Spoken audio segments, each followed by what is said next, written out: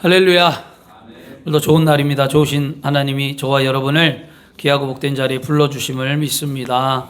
우리 한번 고백할까요? 예수님 안에 나는 행복합니다. 예수님 안에 나에게 기적이 일어납니다. 아멘. 믿음이 없이는 하나님을 기쁘시게 못하나니 하나님께 나아가는 자는 반드시 그가 계신 것과 그를 찾는 자들에게 상 주심을 믿어야 할지니라. 히브리서 11장 6절이었어요. 하나님은 어제나 오늘 동일하셔서 살아계신 줄 믿습니다. 그럼 우리 한번 고백할까요? 하나님 앞에 나오니까 어떻습니까? 행복하십니까? 우리 교회 오니까 어떻습니까? 행복하십니까? 여러분의 가정은 어떻습니까? 행복하십니까? 네, 여러분 행복하셔야 돼요. 믿음 안에서 참 행복과 기쁨을 누리시기를 바랍니다. 제가 지금 정신이 좀 없어요. 감기가 너무 심해갖고 지금도 서 있는데 막 어찌어찌라 하는데 기도하는 마음으로 준비해갖고 말씀 준비했는데요. 여러분 말씀 가운데 여러분이 꼭 필요한 말씀을 은혜를 받고 돌아가시길 바랍니다. 저는 최선을 다해서 증거를 할 텐데요. 여러분이 받는 분들이 마음의 문들이 열려서 받으시길 바랍니다. 오늘 제목이 뭐냐면 따라하겠습니다. 주님 맞을 준비를 어떻게 하십니까? 한번 물어보세요. 앞뒤 좌우에게 주님 맞을 준비 어떻게 하십니까? 주님 맞을 준비 어떻게 하냐는 거예요. 그죠? 우리 예수 믿고 구원받았어요. 이제 며칠 있으면 성탄절이에요. 그럼 주님 맞을 준비 어떻게 하고 있냐고요, 나는. 신앙 안에서. 이거 깊이 오늘 생각해 보시고요. 여러분 신앙이 달라지길 바랍니다. 저는 부교육자 19년을 하고, 죄송합니다.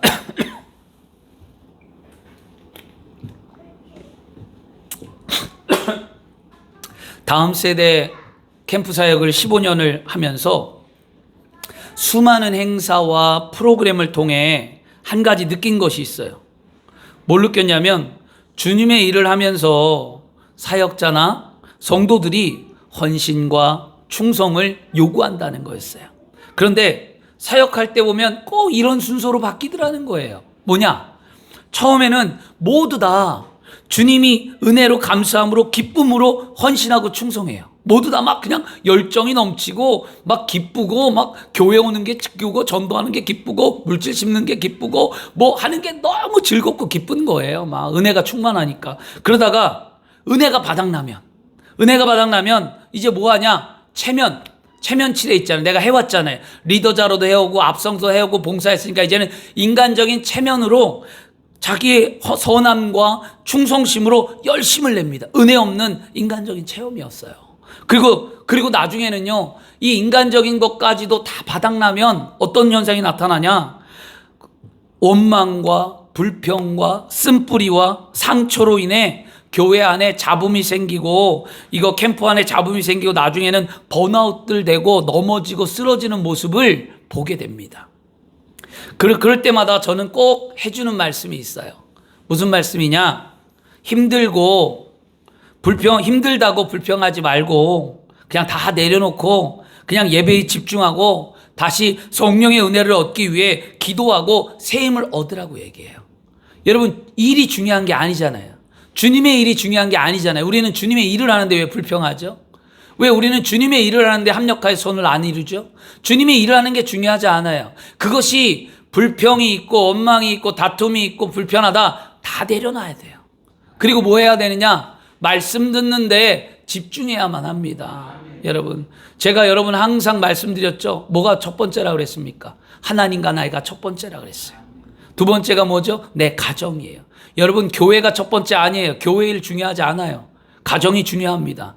가정, 내 남편, 내 자녀, 내 삶 섬기는 거 중요해요. 이렇게 얘기하면 주의 종이 어떻게 신앙을 그렇게 가르치냐고 유튜브 설교 들을 때마다 그런 항변들이 오는데요. 저는 결코 여러분, 하나님이 원하는 게 뭐냐는 거예요. 하나님이 교회를 성장하기를 원했을까요? 아니에요. 하나님은 교회 성장이 아니라 영혼을 살리는 데 집중하는 거 아니겠어요? 그럼 내 가정의 영혼을 살려야 될 거 아니겠어요? 그래서 여러분 보세요. 첫째는 하나님과 나, 두 번째는 내 가정이 바로 서면 뭐가 돼요? 이웃들에게 복음이 증거되는 거예요. 저 가정은 어떤 가정이길래 내 이웃은 어떤 이웃이길래 예수를 잘 믿는가? 그렇게 될 거예요. 이웃이 나를 인정하고 그 이웃을 통해 뭐가 세워집니까? 교회가 세워지는 거예요. 이게 전도예요, 여러분. 그리고 난 후에 뭐가 있습니까? 마지막 교회가 세워지고 나서 땅끝까지 이르러 선교하는 하나님의 사명이 이루어진다라는 거예요. 이게 여러분, 제가 틀렸다고 이건 생각하지 않아요. 누가 저에게 항변하거나 말하면 저는 단호하게 얘기합니다.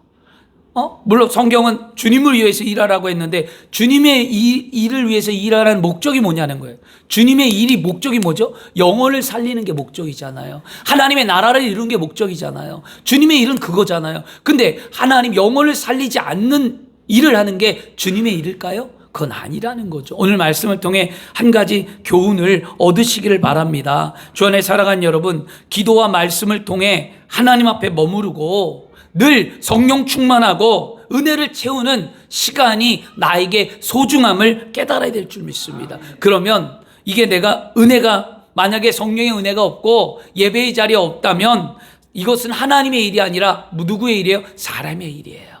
그러니까 뭐든지 기도하며 해야 된다는 거죠. 그래서 날마다 은혜의 보좌 앞에 담대히 나와 엎드리고 날마다 십자가 앞에 나와 엎드려 은혜를 구하고 성령 충만하여 하나님의 귀한 사역을 감당하는 저와 여러분이 되어야 할 줄 믿습니다. 내가 열심을 내는 것이 아니라 성령의 임재로 숨을 쉬고 성령의 능력으로 체험을 받고 성령의 능력으로 섬길 때 회복되고 하나가 되고 은혜가 넘쳐서 부흥하게 되는 줄 믿습니다. 또 우리가 예배의 자리를 통해서 이와 같이 이 예배의 자리를 통해서 말씀과 기도로 주님과 교제하고 친밀할 때 여러분 예배가 뭐냐는 거예요. 살아있는 예배가 뭘까요? 하나님을 만나는 거예요.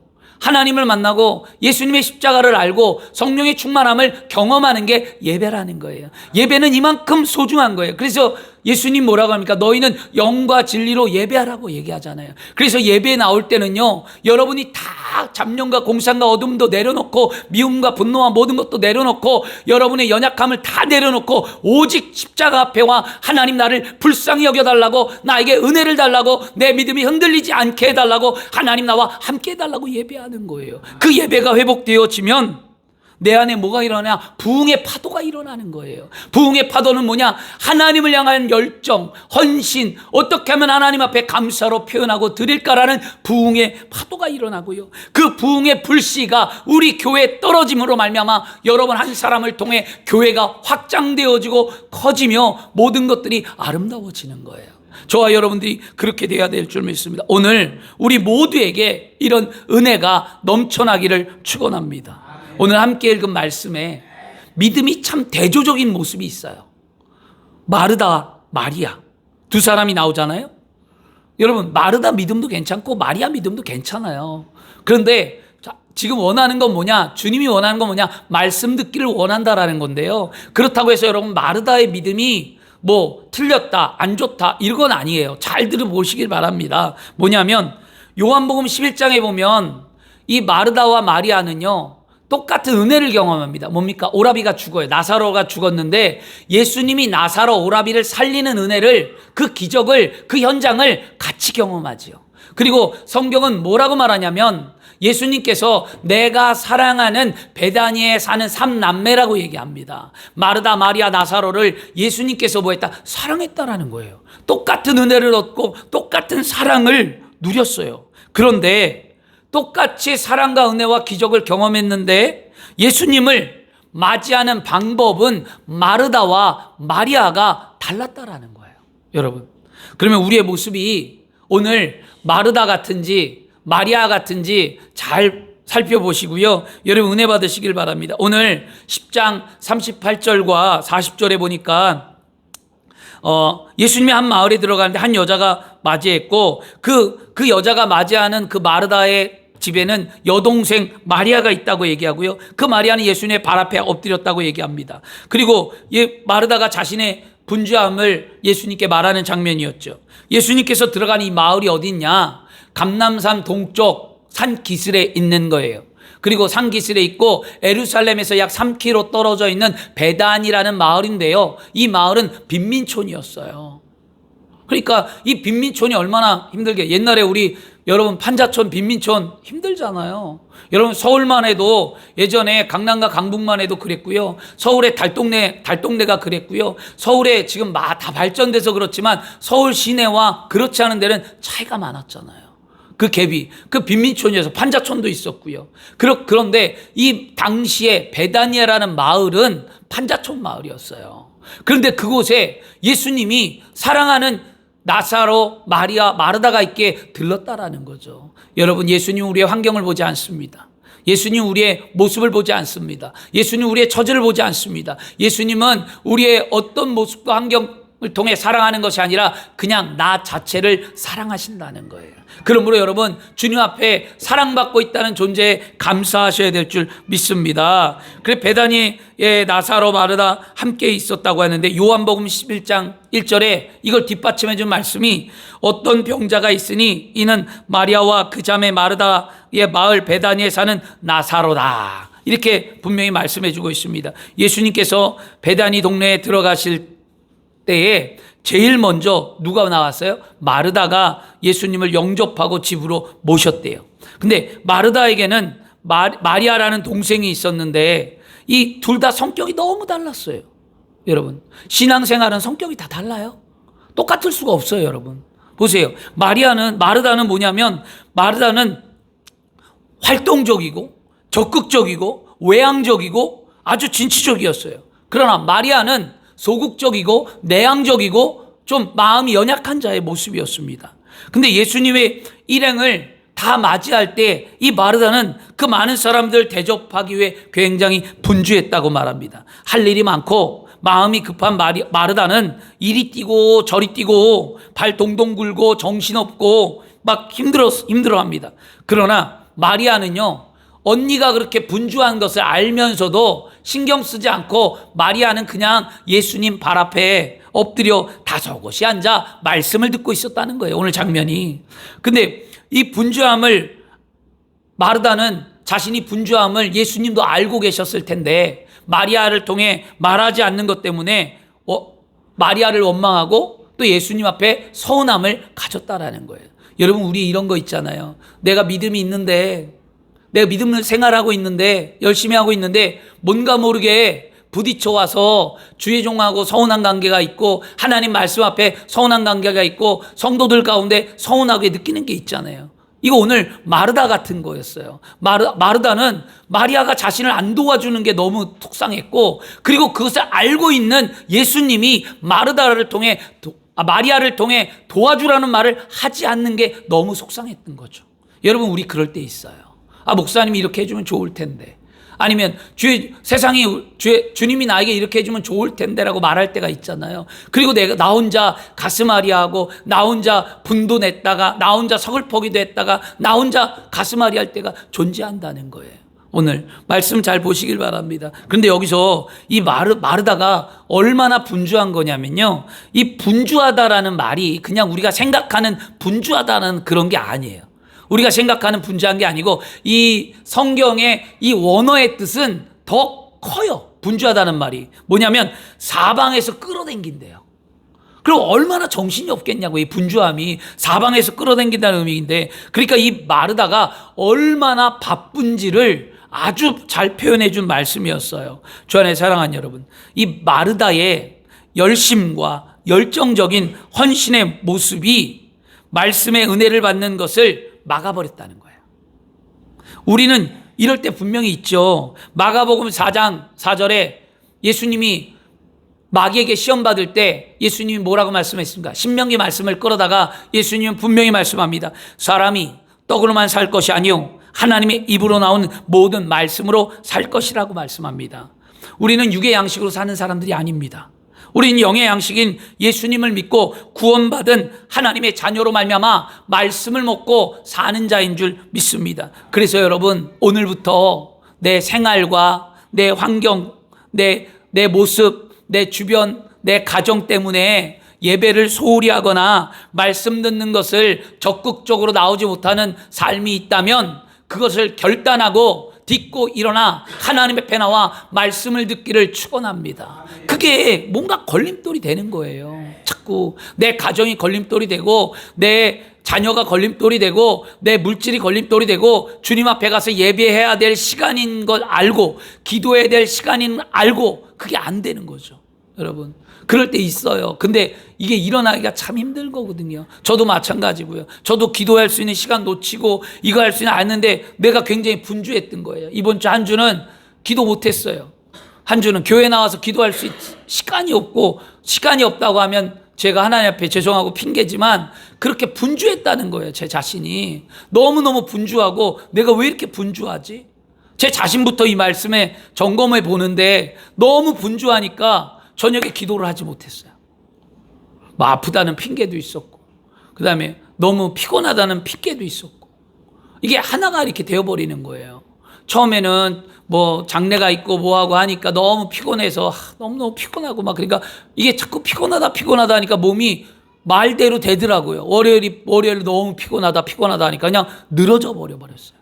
그걸 화요일 날 가야지 했는데 화요일 날 갑자기 또 약속이 잡혀갖고 또 청주에 내려가는 바람에 또 화요일 날 또 펑크 내버렸어요.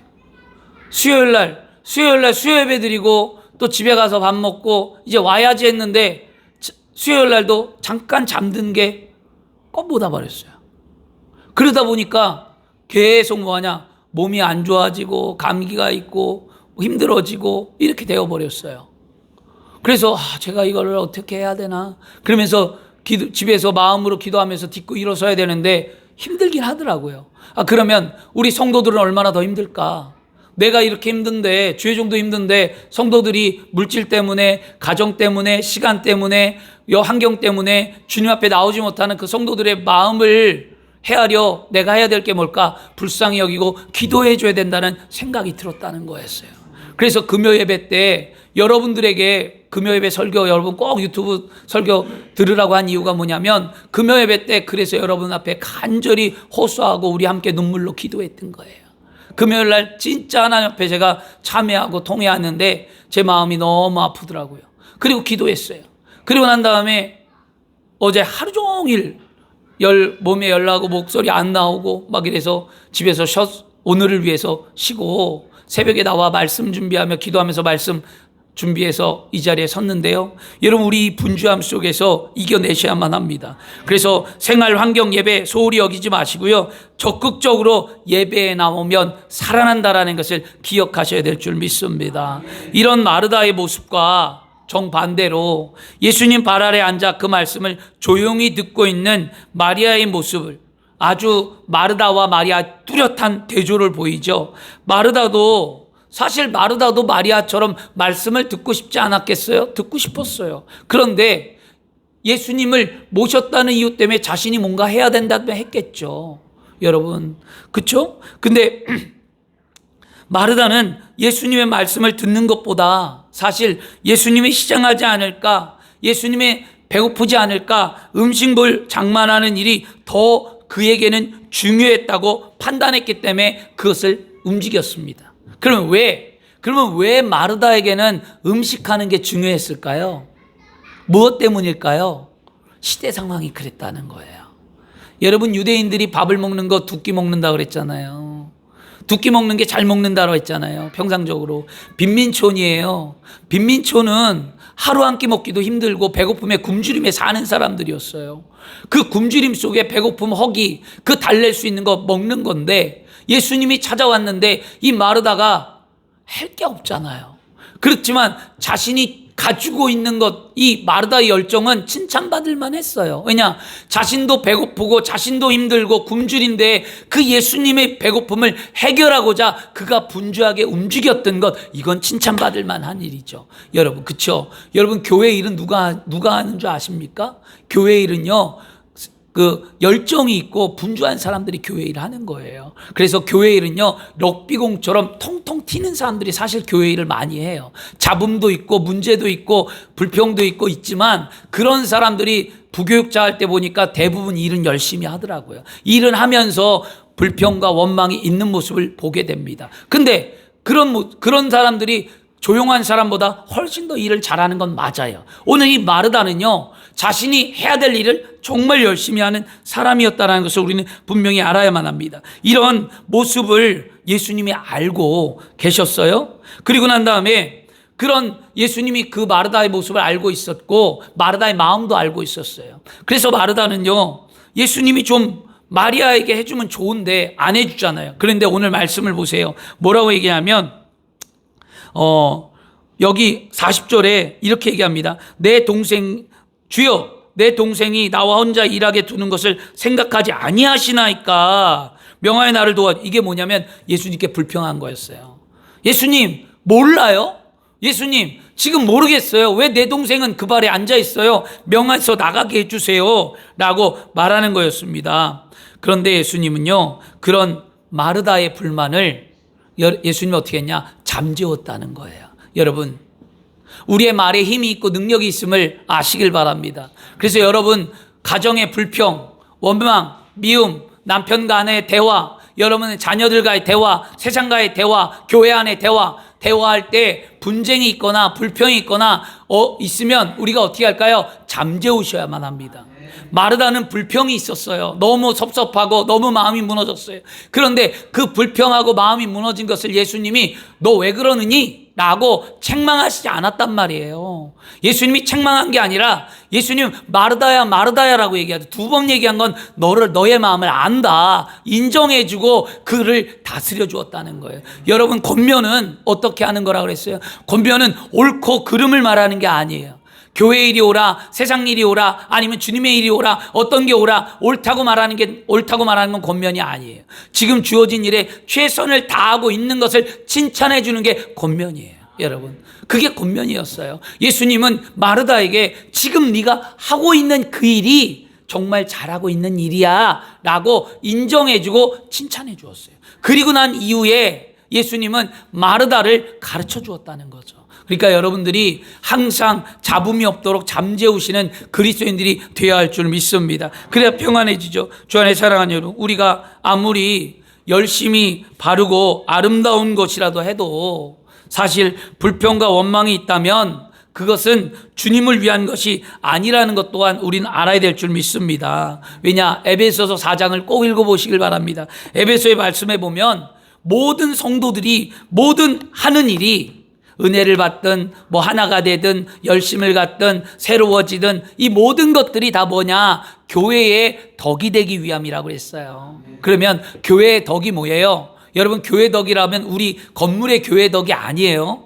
잘 들으셔야 합니다. 교회의 덕은 먼저 뭐예요? 내가 교회잖아요. 내 안에 기쁨이 채워지고 내가 덕스럽게 바뀌는 거예요. 그래서 내가 바뀌어서 내 주변의 성도들이 변화되고 그 성도들과 함께 모여 예배하는 아름다운 성전 안에 나로 말미암아 덕이 세워지고 아름다움이 나타나는 거예요. 여러분, 교회라고 해서 그냥 교회만 말하는다고 하면은 말씀의 깊이를 모르는 자예요. 교회는 내 안에 덕이 세워지고 내 안에 기쁨이 있고 내 안에 감사가 있고 내가 변화되어서 먼저 나의 삶의 기쁨으로 채워져서 그것을 통해 내 주변에 흘러가고 내 손이 닿는 곳마다 은혜가 임하여 함께 더불어 세워져서 아름다워지고 그 아름다운 공동체로 말미암아 하나님의 교회가 세워지는 거예요. 여러분이 없으면 우리 교회 세워지지 않습니다. 여러분 한 사람이 교회의 중요한 역할을 하고 있음을 절대로 잊어버리지 마세요. 나는 아무것도 아니다라고 생각하지 마세요. 여러분 귀중한 존재고 하나님께 사랑받고 있고 여러분이 하나님께서 쓰시는 아름다운 도구인 줄 믿습니다. 나이가 들어도 병이 들어도 물질이 없어도 연약해도 하나님은 여러분을 통하여 이루고자 하는 뜻들을 다 이루어내시는 전능자 야훼 하나님이신 줄 믿습니다. 그러므로 우리는 덕을 세우는 일에 힘써야 된다고 얘기하고요. 그리고 뭐라고 그러냐면 원망과 불평이 서로 없도록 하나가 되게 하래요. 원망과 불평이 없도록 하나가 되게 하는데 그렇게 하나가 되기 위하여 에베소서는 뭐라냐? 마귀에게 틈을 주지 말라는 거예요. 마귀에게 틈을 줘서 빼앗기지 말고 또 하나 어린아이 같은 심령이 되지 말라는 거예요. 그래서 마음이 요동하고 흔들리지 말고 굳건해지라는 거죠. 오늘 우리의 마음이 그렇게 되어야 할 줄 믿습니다. 그러므로 우리의 열심과 열정으로 인한 헌신 때문에 오늘 불평과 원망을 하지 말고 하나님의 말씀에 집중하는 저와 여러분이 되어야 할 줄 믿습니다. 또한 우리가 예수님을 만날 준비하는 모습은 마르다와 같다면 이제 어떻게 해요? 그 열심과 열정, 헌신 바탕을 먼저 말씀을 듣는데 최우선순위를 해야 될 줄 믿습니다. 여러분의 열정, 여러분의 헌신 주님이 다 알아요. 기뻐합니다. 그런데 그거 위에 하나님이 더 기뻐하는 게 뭐냐? 말씀을 듣고 행하라는 거예요. 말씀을 듣고 예배한 후에, 기도한 후에, 함께한 후에 모든 일을 감당하라는 거죠. 하나님께 가까이 하는 자가 성경은 복이라고 말씀하잖아요. 먼저 하나님께 은혜를 얻고 그 모든 일을 감당해야 될 줄 믿습니다. 누가복음 오늘 말씀 10장 41절에 주께서 대답하여 이르시되 마르다야 마르다야 내가 많은 일을 염려하고 근심하는구나. 마르다는 예수님의 마리아를 꾸짖어 돕게 해달라고 요청했지만 그렇게 하지 않는 모습 때문에 실망했다고 그랬어요. 근데 예수님은 그것을 알았다고 얘기했습니다. 주 안에 사랑하면 우리가 자원해서 시작했는데 도와주는 사람이 없다고, 함께하는 사람이 없다고 해서 오히려 짜증내고 불평하고 원망하지 마시길 바랍니다. 왜냐하면 모든 것은 주님이 다 알고 있기 때문이에요. 힘든 것도 알고 어려운 것도 알아요. 그렇기 때문에 기도하시길 바랍니다. 예수님께서 이와 같이 마르다의 지금 심령의 상태를 보시고 안타까워서 동정한 거예요. 오늘 주님이 여러분의 심령을 아셔서 깨뚫고 보시며 여러분의 마음을 여러분 주님이 동정해 준 줄 믿습니다. 헤아려 주신 줄 믿습니다. 여러분에게 은혜를 주신 줄 믿습니다. 그래서 여러분 일어나셔야만 합니다. 마가복음 오늘 누가복음 10장 42절에 예수님이 그러면서 마르다를 칭찬했잖아요. 마르다야 마르다야 하고 마르다의 원망과 미움과 불평을 잠재운 후에 예수님이 마르다에게 가르쳐 줍니다. 뭐라 하면 몇 가지만 하든지 혹은 한 가지만이라도 족하니라. 마리아는 이 좋은 편을 택하였으니 빼앗기지 아니하리시다라고 부드럽게 뭐란 거예요? 예수님이 강한 게 아니라 부드럽게 마르다에게 가르쳐 주었다는 거예요. 여러분 예수님은요, 여러분 책망하실 때 왜 그렇게 하냐고, 무엇 때문이냐고, 너 왜 그러냐고 말씀하시는 분이 아니에요. 그렇구나, 그랬구나, 힘들었구나, 그래 어떻게 하길 원하니? 라고 물으시며 여러분을 항상 위로해 주신 분인 줄 믿습니다. 그러므로 여러분 주님 앞에 엎드리시길 바랍니다. 엎드리면 살아요, 여러분. 오늘 우리는 엎드려서 주님 앞에 나가야 될 줄 믿습니다. 요한복음에 근데 여러분 왜 마르다의 신앙이 참 좋으냐면 마르다는요 항상 예수님을 먼저 만났어요. 성경 읽어보시면 알아요. 마르다는 항상 먼저 만납니다. 마리아보다 항상 예수님을 먼저 만난 게 마르다였어요. 요한복음 11장 20절에 보면 이렇게 말합니다. 마르다는 예수께 오신다는 말을 듣고 나가 맞이하되 마리아는 집에 있더라. 마리아는 집에 있었어요. 근데 마르다는 예수님이 온다는 소식을 들을 때 항상 먼저 달려가는 열정이 있었다는 거죠. 여러분 이거 칭찬받을 만한 믿음이잖아요. 그래서 예수님은 마르다의 그런 믿음을 칭찬해 준 거였어요. 항상 먼저 맞이했다는 거죠. 주 안에 사랑하는 여러분, 예수님은 나의 모든 것을 인정해 준다는 거예요. 여러분 죄책감 때문에, 여러분 힘든 것 때문에 고통받지 마세요. 여러분 죄 아래 눌린 삶을 살지 마세요. 항상 여러분을 주님은 인정해 주신다는 거예요. 있는 모습 그대로, 여러분이 신앙생활 모습 그대로 먼저 주님은 인정해 주시고 그 인정과 더불어 여러분을 통해 말씀을 통해 기도를 통해 삶을 통해 성령의 은혜를 통해 깨닫게 하셔서 하나님이 원하는 삶을 살아가도록 만들어 주시는 분이지, 하나님이 여러분을 책망하고 여러분에게 여러분 삶을 하나님이 야단을 치거나 그러는 하나님이 아니라는 거예요. 우리 하나님은 좋으신 하나님이라는 거예요, 여러분. 그러므로 늘 감사하시고 여러분의 연약함을 십자가 앞에 다 내려놓기를 바랍니다. 그렇죠? 그래서 이 사실을 깨닫는다면 우리는 어떤 믿음의 경우에도 실망하거나 낙심하지 마시길 바랍니다. 예수님은 마르다의 헌신을 인정해 주시면서 동시에 마리아의 믿음도 칭찬해 줬어요. 그 이유는 뭐냐? 마르다에게 말씀을 듣는 것이 어떤 것보다 중요한 걸 가르쳐 준 거였어요. 여러분, 예수님의 말씀이 한 가지라고 얘기하고요, 좋은 편이라고 얘기하잖아요. 이 한 가지 좋은 편이 뭐냐? 말씀 듣는 거예요. 여러분, 우리의 삶에 예배만큼 중요한 게 없어요. 여러분, 하나님을 섬기는 거 말씀 듣는 것만큼 중요한 게 없어요. 여러분 이 자리에 나와 말씀 듣는 이 자리가 여러분의 인생에 오늘 가장 복되고 아름다우며 좋은 날인 줄 믿습니다. 오늘뿐만이 아니라 여러분이 어떠한 날이든지 하나님 앞에 나와 말씀 듣는 그 자리에 기뻐하십시오. 그래서 이제는요, 올해는 지나가지만 여러분 내년에는 한 걸음 더 가까이 나오십시오. 여러분 수요 예배 나오고 금요 예배 나오고 새벽 예배 나오고 주일 예배 나오고 말씀 듣는데 게으르지 않겠다고 여러분 다짐해야만 합니다. 언제까지 주일 예배 한 번으로 때우시겠어요? 언제까지 여러분 새벽 예배 안 나오고 기다리고 계시겠어요? 언제까지 그러고 계시겠냐고요. 하나님 원하는 건 변화받기를 원하는 거예요. 새로워지기를 원하는 거예요. 달라지기를 원하는 거예요. 여러분이 올 한 해 2025년 1월부터 12월까지 무엇이 내 삶의 믿음이 달라졌는가를 보시길 바랍니다. 분명히 저는 판단할 수 있습니다. 주의 종은 성도를 판단하고 기도합니다. 분명히 뭐냐? 여러분 달라졌다는 거예요. 여러분 달라진 게 눈에 보였다라는 거예요. 그것 때문에 저는 감사했다라는 거예요. 다른 것보다도 믿음이 달라지고 예배의 태도가 달라지고 하나님 앞에 사는 모습들이 달라진 모습에 감사합니다. 물론 불쑥불쑥 여러분의 모난 모습도 있고 불쑥불쑥 여러분이 세상 가운데 놓여있는 모습도 있긴 하지만 그것보다도 달라진 모습이 훨씬 더 크게 느껴진다는 거예요. 여러분 그게 은혜라는 거예요. 여러분 계속적으로 변화되어져서 아름다워지기를 원합니다. 우리는 새 사람을 입어야 돼요. 날마다 새로워져야 돼요. 성화되어져야 돼요. 변화되어져 가야만 하는 줄 믿습니다. 한 어머니가 아이와 함께 이름 있는 선생님을 찾아갔어요. 그리고 난 다음에 어머니가 이렇게 얘기했어요. 선생님 앞에. 선생님, 우리 아이는 워낙 총명합니다. 우리 아이는요 10가지를 아는 아이예요. 그리고 이 아이가 너무나 똑똑하니까 선생님 우리 아이를 좀 가르쳐 주세요 하고 어머니가 그 아이를 스승에게 맡기고 갔어요. 그리고 난 다음에 얼마 시간이 지나서 그 어머니가 찾아왔습니다. 그리고 어머니가 선생님께 말합니다. 선생님 우리 아들이 참 똑똑하지요. 우리 아들이 정말 그렇게 10가지를 알고 대단하지요 라고 말했습니다. 그럴 때 이 스승이 이렇게 얘기했어요. 참 어머니 말씀대로 아이가 하나를 가르쳐주면 10을 알고 똑똑하긴 합니다. 근데 문제가 있습니다. 가장 기본이 되는 하나를 몰라요. 하나를 모른다는 거였어요.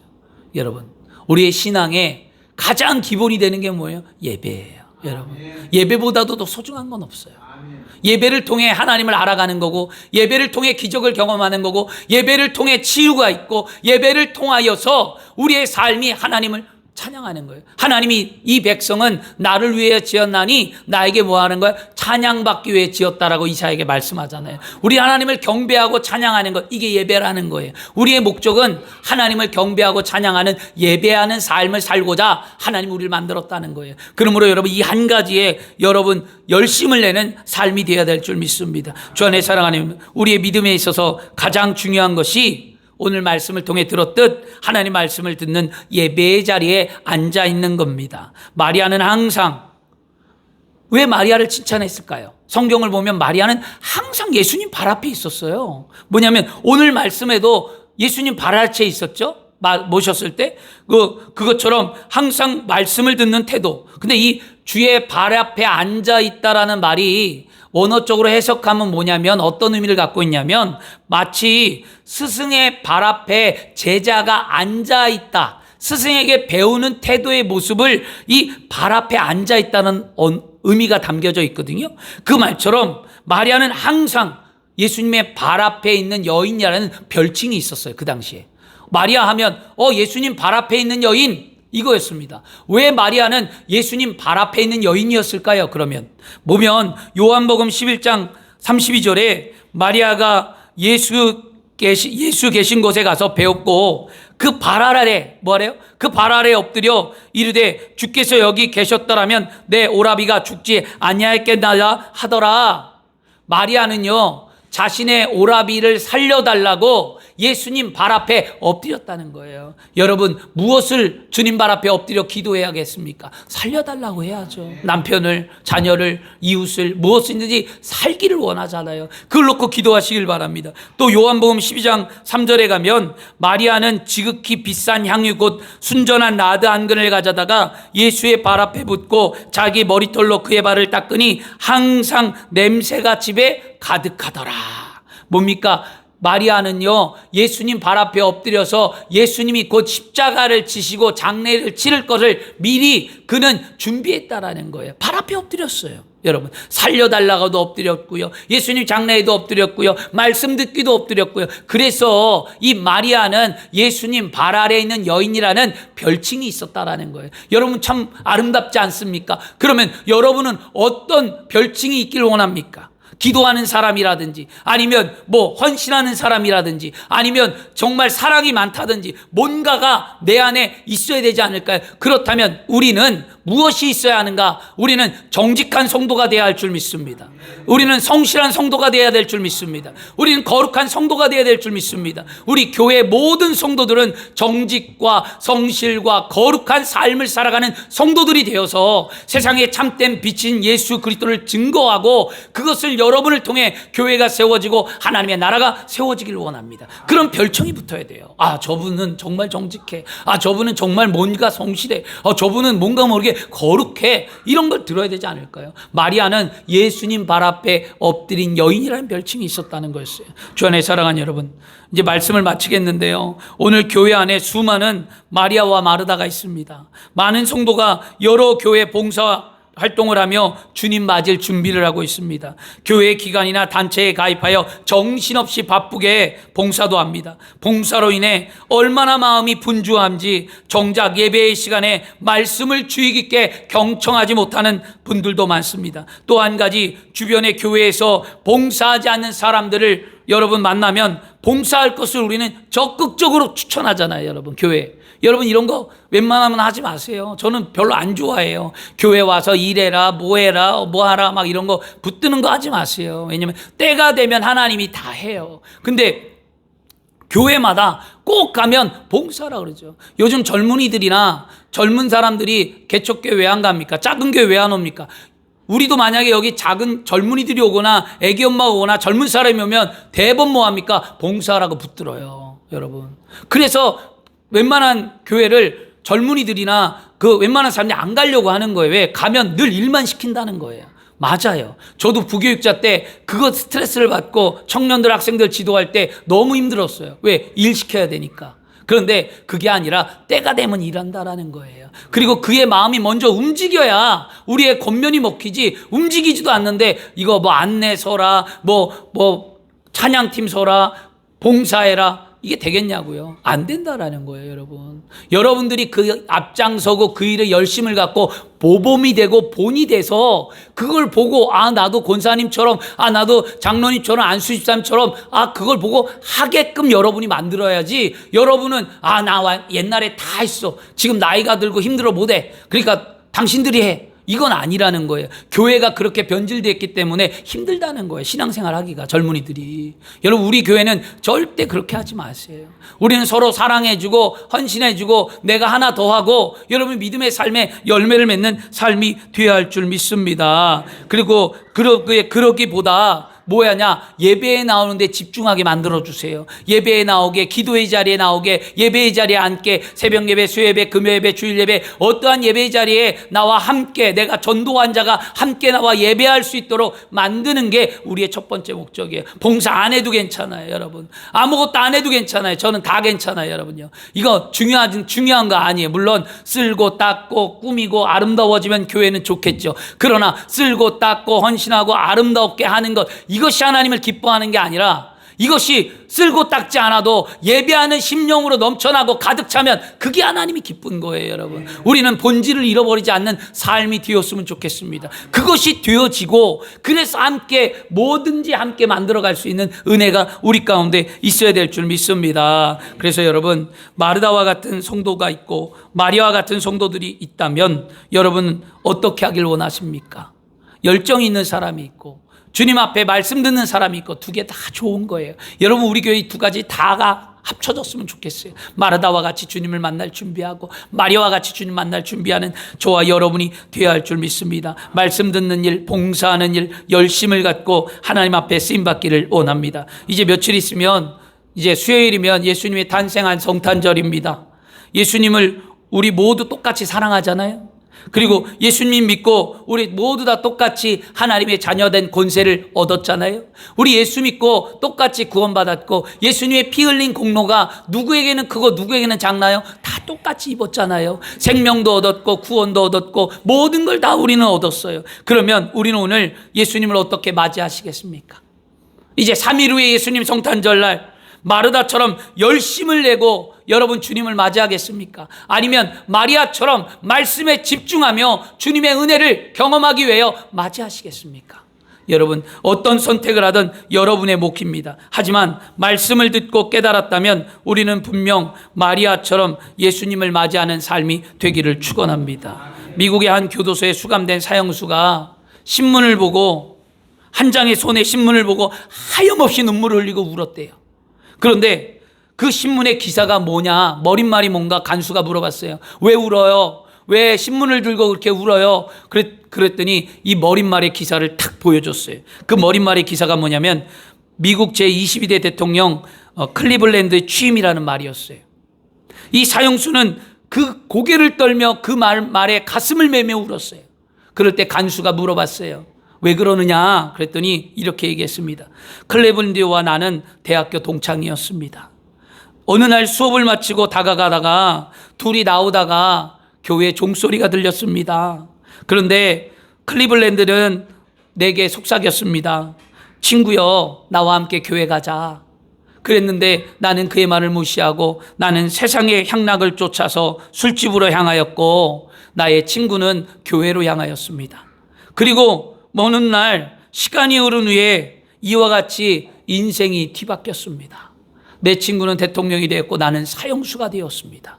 내가 만약 그때에 내가 이런 선택을 하지 아니하고 하나님의 말씀을 들으러 갔다면 나의 인생도 달라지지 않았을까 후회하며 눈물을 흘렸다는 거예요. 여러분 오늘 이 시간 우리에게 중요한 선택의 문제가 놓여 있습니다. 말씀을 듣고 깨달아서 어떤 믿음을 선택을 할 건지 여러분의 그 선택을 통해 삶이 바뀐다는 것을 꼭 기억하시길 바랍니다. 그래서 여러분 주님 맞을 준비하시고 믿음의 열심을 갖고 말씀 듣는데 힘쓰시는 저와 여러분이 되기를 그리스도의 이름으로 축원합니다. 기도하겠습니다. 좋으신 아버지 하나님 감사합니다. 오늘 하나님 우리가 이제